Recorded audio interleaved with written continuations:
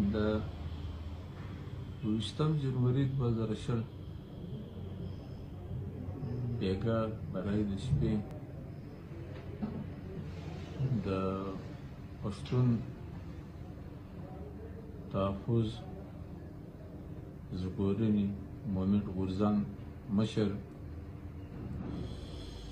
منظور خان پښتون د شپې 1 بجه یا سهار 1 بجه گرفتاری پښتونخوا ملي پارټۍ لخوا په سخته غندنه کوو او ریاست او د ریاست انټیلیجنس ادارې د پښتون دشمنۍ مترادفه ګڼو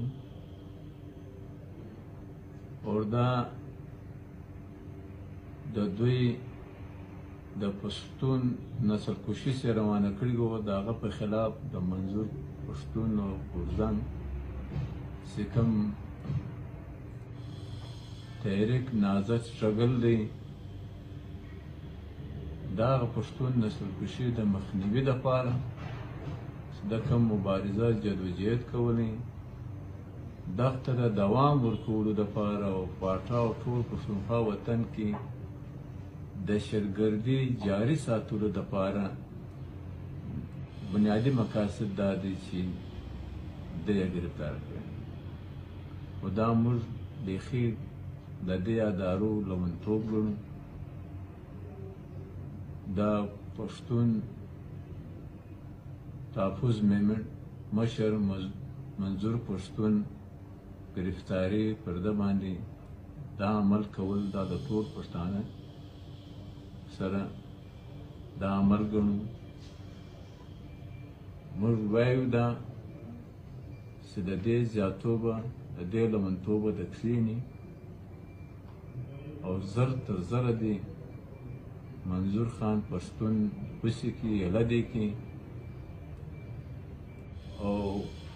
د دې به په ټول پښتون افغان وطن کې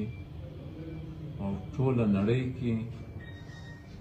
ډېر شدید رد عمل وي او د ولس یو ډېر محبوب رهنما دی منظور پښتون ټول پښتون افغان په دې باندې خوابه دی زه بیا وایم چې زر تر زره پکار دي چې خوشي کړي او دی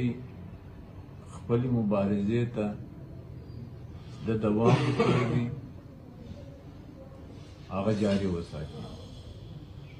او پکار هم دا دی چې ټول پښتنو زه که هغه لاره ګوند سره تعلق لري